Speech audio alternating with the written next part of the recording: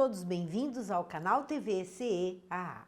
Antes de iniciarmos o tema de hoje, gostaríamos de pedir aos que acompanham nossos estudos que deem um like e se inscrevam no canal para ajudar a divulgar os seus conteúdos.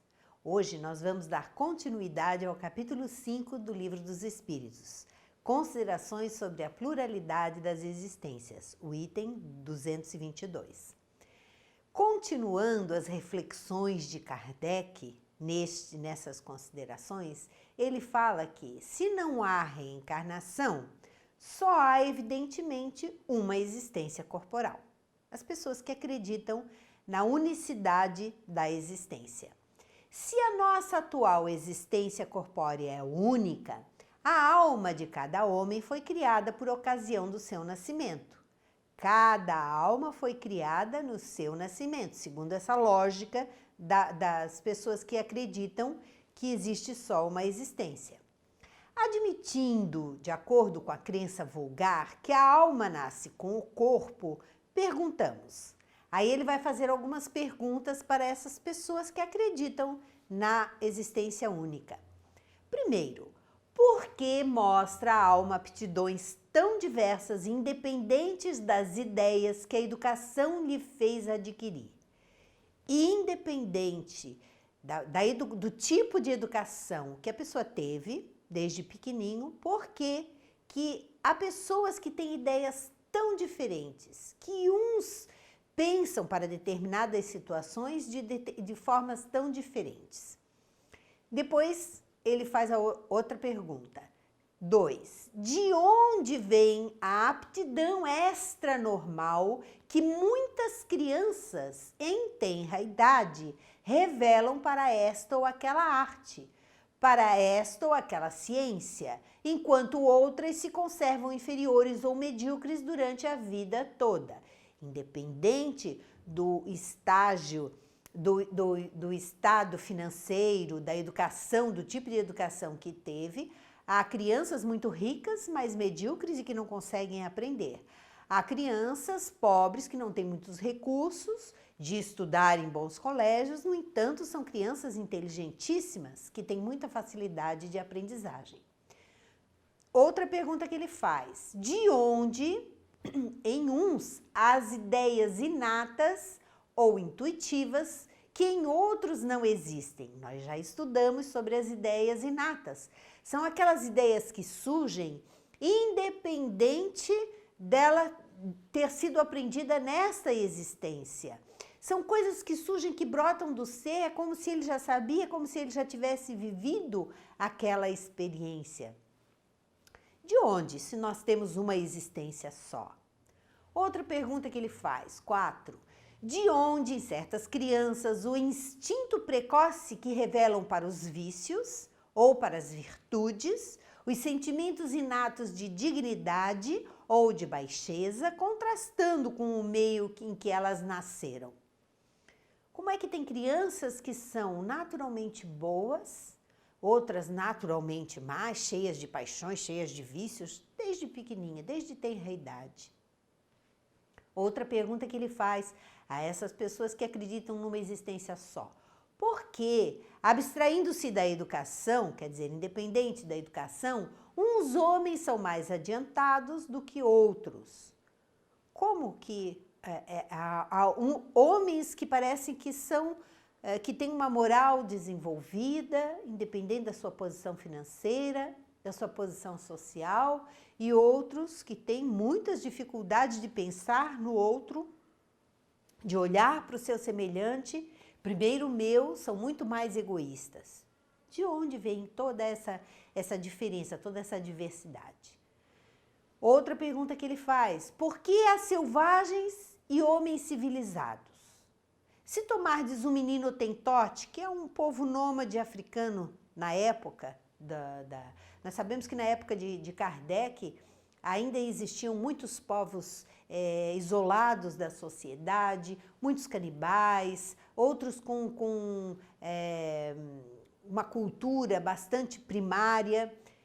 E ele pergunta: se pegarmos uma dessas crianças e educardes nos nossos melhores liceus, fareis dele algum dia um Laplace ou um Newton, que foram seres que se sobressaíram pela sua inteligência da média da humanidade. Qual é a filosofia ou a teosofia capaz de resolver esses problemas? Essas diferenças culturais entre povos, de experiências tão grandes que existem no mesmo planeta. Como é que se dá essa diferença se nós só temos uma existência? Onde está a justiça divina? É fora de dúvida que ou as almas são iguais ao nascerem ou são desiguais. Se as almas são desiguais, é que Deus as criou assim. Nesse caso, porém, por que a inata superioridade concedida a algumas corresponderá a essa parcialidade à justiça de Deus e ao amor que Ele consagra igualmente a todas as criaturas? É claro que não. É claro que essa disparidade, se acreditássemos numa única existência, ficaríamos até revoltados com Deus pela injustiça de estar um sofrendo mais do que o outro. Admitamos, ao contrário, continua Kardec, uma série de progressivas existências anteriores para cada alma e tudo se explica. Ao nascerem, trazem os homens a intuição do que aprenderam antes. São mais ou menos adiantados, conforme o número de existências que contém, conforme já estejam mais ou menos afastados do ponto de partida. O ponto de partida, as primeiras existências como homem, quando ele entra no reino nominal, as suas primeiras experiências como homem, que ainda tem todo um primarismo se assemelhando mais a um comportamento animal, mais ao instinto animal do que ao raciocínio. O raciocínio, o livre-arbítrio, ele vai desenvolvendo com o passar do tempo. Dá-se aí exatamente o que se observa numa reunião de indivíduos de todas as idades, onde cada um terá desenvolvimento proporcional ao número de anos que tenha vivido. Se pegarmos pessoas de todas as idades e fizermos uma reunião, nós vamos ver que cada um vai ter experiências diferentes. Ele faz essa comparação. Que os seres também, além dessa diferença no corpo físico, tem também essa diferença no seu estado evolutivo. Alguns estão mais perto do primarismo, outros estão muito mais desenvolvidos, são espíritos bons de outras categorias, habitando mundos superiores. E nesse meio, então, existe uma escala muito grande e de diferentes condições de desenvolvimento espiritual. Deus, em sua justiça, não pode ter criado almas desigualmente perfeitas. Com a pluralidade das existências, a desigualdade que notamos nada mais apresenta em oposição à mais rigorosa equidade. É que apenas vemos o presente e não o passado. Partimos de um fato patente e incontestável: a desigualdade das aptidões e do desenvolvimento intelectual e moral. Ele vai refletindo e vai nos ajudando a raciocinar que todas essas diferenças, que todas essas desigualdades têm um motivo.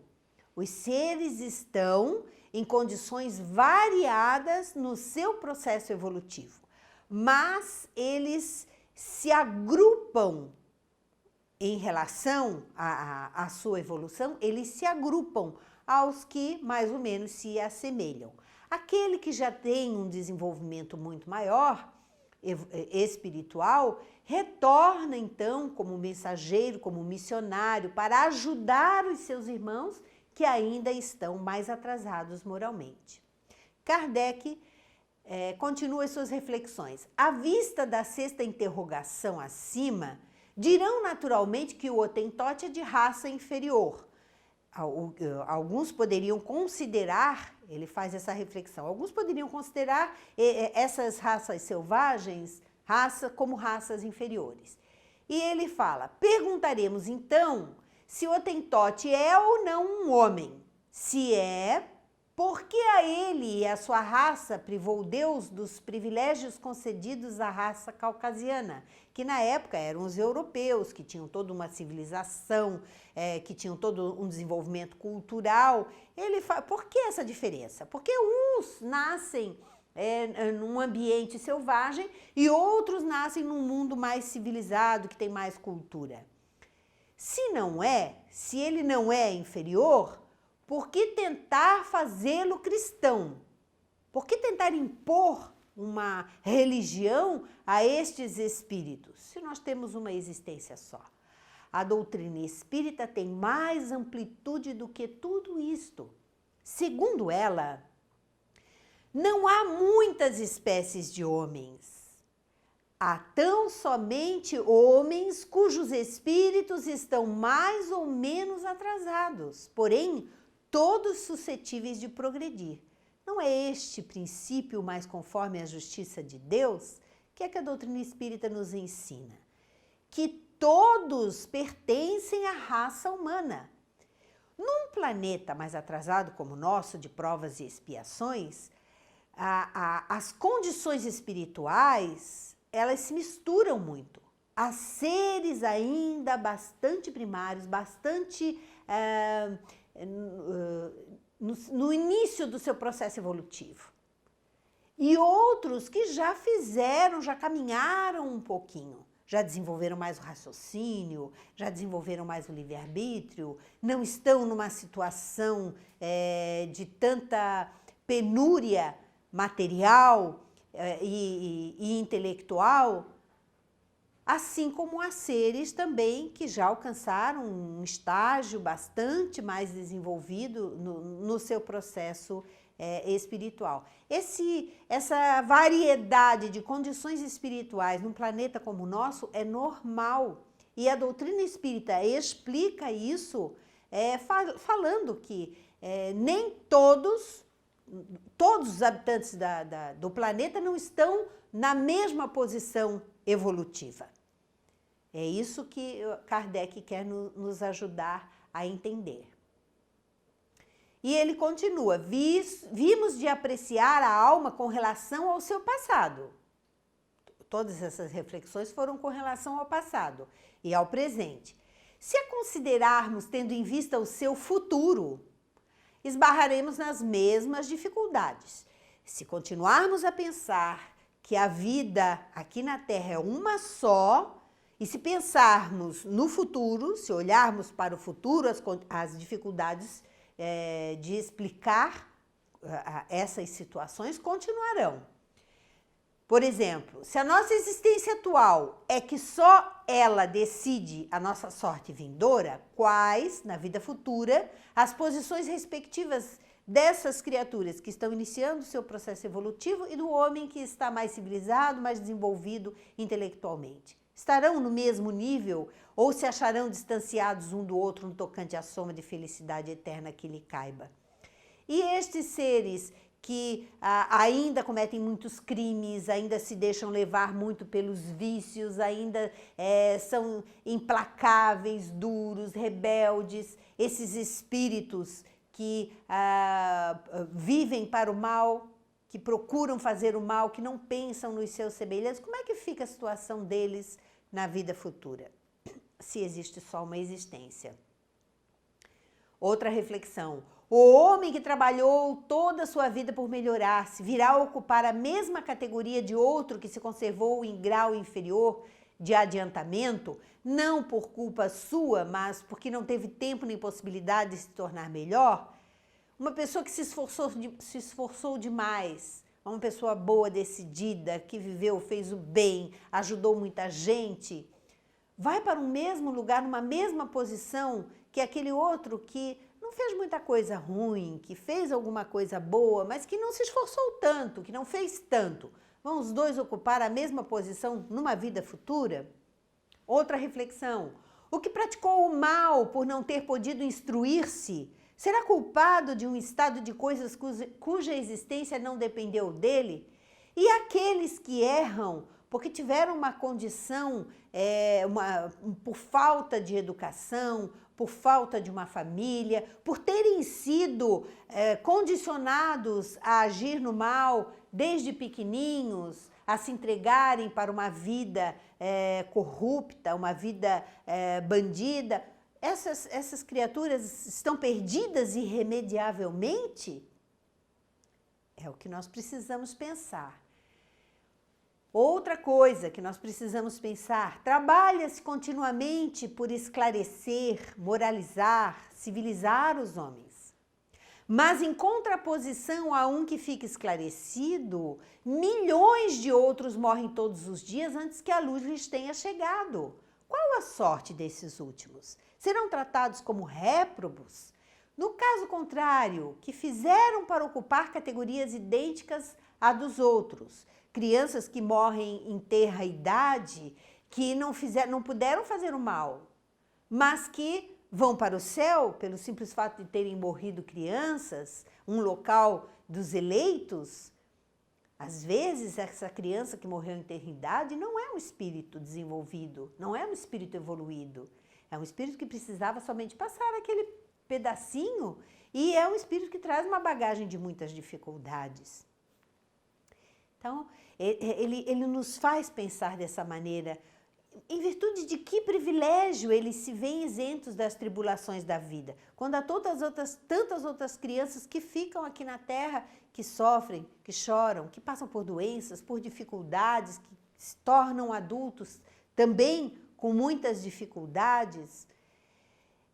Essa visão de uma vida só, levando a pensar, poxa, e daí para frente, como é que vai ser? E na vida futura, como é que vai ser? Vai todo mundo para o mesmo lugar, mesmo que não tenha feito muito? Como é que é esse parâmetro? Como lidar com a justiça divina? Como entender a justiça divina se acreditarmos numa só existência? Haverá alguma doutrina capaz de resolver esses problemas? Admitam-se as existências consecutivas e tudo se explicará em conformidade com a justiça de Deus. Se acreditarmos na reencarnação, aí conseguimos entender a justiça divina. O que não se pode fazer numa existência, faz-se em outra. O aprendizado que não se fez em uma existência, nós faremos numa próxima. Assim é que ninguém escapa à lei do progresso, que cada um será recompensado segundo o seu merecimento, e que ninguém fica excluído da felicidade suprema a que todos podem aspirar, quaisquer que sejam os obstáculos com que topem no caminho. A lei da reencarnação, ela nos traz o conforto de sabermos que teremos novas oportunidades. Apesar de termos errado e continuarmos errando pela nossa inferioridade, nós temos a consciência de que teremos outras oportunidades de acertar e de fazer melhor do que fizemos agora. O princípio da reencarnação ressalta de muitas passagens das Escrituras, achando-se especialmente formulado de modo explícito no Evangelho. Existem algumas passagens no Evangelho que provam que os cristãos acreditavam na reencarnação. Jesus ensinava sobre a reencarnação para os seus discípulos. E os judeus acreditavam também na reencarnação dos profetas. Eles não acreditavam na reencarnação como o Espiritismo nos demonstra, mas eles tinham um certo conhecimento. Nessa passagem, perguntaram-lhe então seus discípulos: por que dizem os escribas ser preciso que primeiro venha Elias? Respondeu-lhe Jesus: é certo que Elias há de vir e que restabelecerá todas as coisas, mas eu vos declaro que Elias já veio, e eles não o conheceram e o fizeram sofrer como entenderam. Do mesmo modo darão a morte ao Filho do Homem, que era ele próprio, Jesus. Compreenderam então seus discípulos de que era de João Batista que ele lhes falava. Isso está em Mateus capítulo 17. Então, João Batista foi Elias. houve a reencarnação do espírito de Elias no corpo de João Batista. Essa passagem é uma das passagens que comprova que o conhecimento da reencarnação já estava lá no Evangelho sendo pregado por Jesus. O essencial está em que o ensino dos espíritos é eminentemente cristão. Apoia-se na imortalidade da alma, nas penas e recompensas futuras, na justiça de Deus, no livre-arbítrio do homem, na moral do Cristo. Logo, não é antirreligioso. É preciso estudar mais as obras básicas, estudar mais o Espiritismo para poder entender como é que se dá essa justiça divina. Não é somente porque veio dos espíritos, diz-nos Kardec, que nós e tantos outros nos fizemos adeptos da pluralidade das existências. É porque essa doutrina nos pareceu a mais lógica e porque ela resolve questões até então insolúveis. Kardec não era do tipo de aceitar as coisas só porque os espíritos falavam. Ele precisava corroborar aquela situação em várias comunicações de vários espíritos diferentes, de médiuns diferentes, para poder fazer uma análise mais consciente daquilo que estava sendo ensinado.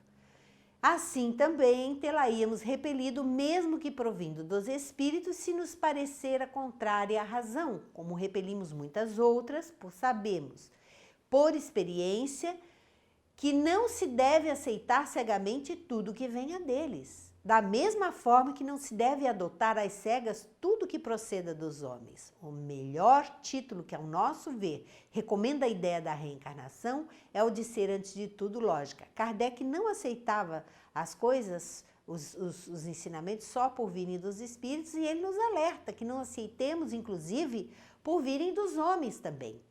Hoje nós temos o evento da internet nas nossas vidas, com muita fake news, com muitas ideias mirabolantes de pessoas que se dizem médiuns, recebendo mensagens, recebendo comunicações de espíritos, e nós não podemos acreditar em tudo que lemos na internet. Nós precisamos ter a base, e a base, o conhecimento, está ali nas obras básicas. Se não estudarmos as obras básicas, principalmente o Livro dos Espíritos, que foi o primeiro e contém toda a doutrina compilada, nós não temos como fazer esse julgamento, nós não temos como medir, avaliar as coisas que nos chegam, tanto dos seres encarnados quanto dos desencarnados. Reconheçamos, portanto, em resumo, que só a doutrina da pluralidade das existências explica o que sem ela se mantém inexplicável, que é altamente consoladora e conforme a mais rigorosa justiça, que constitui para o homem a âncora de salvação que Deus, por misericórdia, lhe concedeu. A justiça, o conhecimento da reencarnação é a que melhor explica a justiça divina. As próprias palavras de Jesus não permitem dúvida a tal respeito. Eis o que se lê no Evangelho de São João, capítulo 3. A passagem de Nicodemos. Respondendo a Nicodemos, disse Jesus: em verdade, te digo que se um homem não nascer de novo, não poderá ver o reino de Deus. Disse-lhe Nicodemos: como pode um homem nascer já estando velho? Pode tornar ao ventre de sua mãe para nascer segunda vez? Respondeu Jesus: em verdade, te digo que se um homem não renascer da água e do Espírito, não poderá entrar no reino de Deus. O que é nascido da carne é carne, e o que é nascido do Espírito é Espírito. Não te admires de que eu tenha dito: é necessário que torneis a nascer. Nesta passagem, Jesus afirma claramente que é necessário que haja o renascimento. Mas é lá no livro da Boa Nova, na lição a Nicodemos, no capítulo 14, livro psicografado por Chico Xavier, de Humberto de Campos, que nós vamos ter uma explicação muito boa dessa passagem de Jesus com o Nicodemos. Porque Nicodemos era um judeu, ele era fariseu, que era das facções mais radicais, era um doutor da lei, era um estudioso da lei, mas que via reconhecia em Jesus o mestre. Havia muitos judeus que reconheciam, muitos sacerdotes, muitos senhores da lei que reconheciam Jesus como mestre e que o procuravam para saber dos conhecimentos espirituais. Mas Nicodemos, ele tinha uma aflição íntima e ele chega para Jesus e conversa: mestre, bem sabemos que vindes de Deus, pois somente com a luz da assistência divina poderíeis realizar o que tendes efetuado, mostrando o sinal do céu em vossas mãos.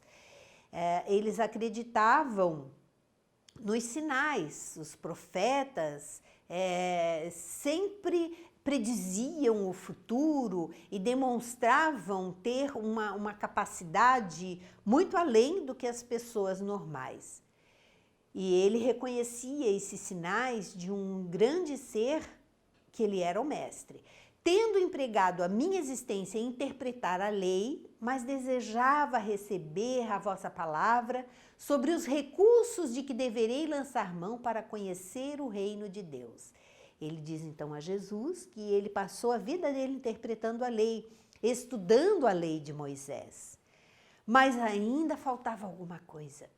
Ele queria saber o que é que ele deveria fazer para alcançar o reino dos céus, o reino de Deus. Mas ele procurava o reino dos céus como algo exterior, como uma experiência transcendente. Ele queria algo de místico, ele queria algo além do material. Ele queria saber como ele alcançaria esse reino dos céus. E Jesus é muito claro com ele. Primeiro que tudo, Nicodemos, não basta que tenhas vivido a interpretar a lei. Há pessoas de todas as classes sociais, de todas as religiões, de todas as profissões, estudando e buscando interpretar as leis, tanto a lei de Moisés quanto os conhecimentos trazidos pelo Cristo, de tantas outras religiões, porque as verdades espirituais estão espalhadas pelo mundo em todas as religiões. Há pessoas que passam uma vida inteira estudando, mas Jesus diz: não basta, isso não basta, o conhecimento está só na nossa cabeça. Antes de raciocinar, continua Jesus, sobre as suas disposições, deveria ter-lhe sentido os textos. Aí Jesus vai trazer uma coisa nova, sentimento, é preciso sentir a lei. Não basta nós decorarmos a Bíblia, o Evangelho ou qualquer outro livro, nós temos que sentir, trazer isso para dentro de nós. Mas, em verdade, devo dizer-te que ninguém conhecerá o reino do céu sem nascer de novo. E, claro que Nicodemos não entendeu e Jesus reafirma. Em verdade, reafirmo-te ser indispensável que o homem nasça e renasça para conhecer plenamente a luz do reino. E pergunta a Nicodemos, Jesus pergunta a Nicodemos: és mestre em Israel e ignoras essas coisas? É natural que cada um somente testifique daquilo que saiba, cada um fala daquilo que sabe. Porém, precisamos considerar que tu ensinas. Olha a responsabilidade de quem tem um cargo, uma posição, onde está ali para educar, para ajudar o outro a se desenvolver. Essa pessoa não pode ter só conhecimentos dentro de si. Ela tem que ter algo mais, ela tem que ter vivência, ela tem que ter experiência, ela tem que ter sentimento em relação àquilo que ela está ensinando. Apesar disso, não aceitas os nossos testemunhos. Se falando eu das coisas terrenas sentes dificuldades em compreendê-las com os teus raciocínios sobre a lei, como poderás aceitar as minhas afirmativas quando eu disser das coisas celestiais? Seria loucura destinar os alimentos apropriados a um velho para um organismo frágil de uma criança. Comparando os seres humanos da época que estavam habitando com ele, que eram como crianças. que não tinham condições ainda de entender a lei da verdade ensinada por Jesus. Ainda estavam presos à lei de Moisés e mesmo assim não a entendiam, só a decoravam. Faltava sentimento, faltava raciocínio, mas um raciocínio que leve a uma reflexão interna sobre aquilo que está aprendendo, sobre aquilo que está ensinando. E isso faltava a Nicodemos, e isso faltava também aos apóstolos, aqueles que estavam à sua volta. Muito poucos conseguiam penetrar as verdades, os ensinamentos que Jesus passava. Mas ele ensinou muita coisa para todos os que estavam à sua volta. Aprendeu aquele que tinha um pouquinho mais de entendimento do que outros. E assim ele sabia que com o passar do tempo viria o Consolador, que viria a doutrina espírita para testemunhar tudo aquilo que ele ensinou, dando condições da humanidade entender um pouco mais. Hoje, o que é que nós vemos? Apesar da população da Terra ser muito maior do que aqueles que estudam a doutrina espírita, mas as verdades ensinadas pelos espíritos, elas se espalharam pelas outras religiões e de uma forma geral já é de conhecimento comum. A lei da reencarnação, por exemplo. Muita gente não acredita, mas já brinca que na próxima encarnação quer ser tal ou tal pessoa.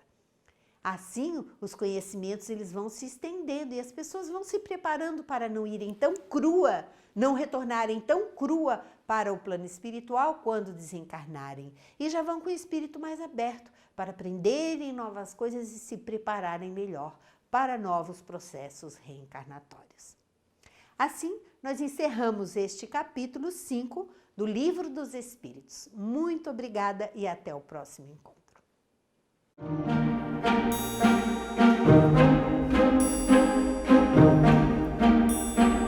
Thank you.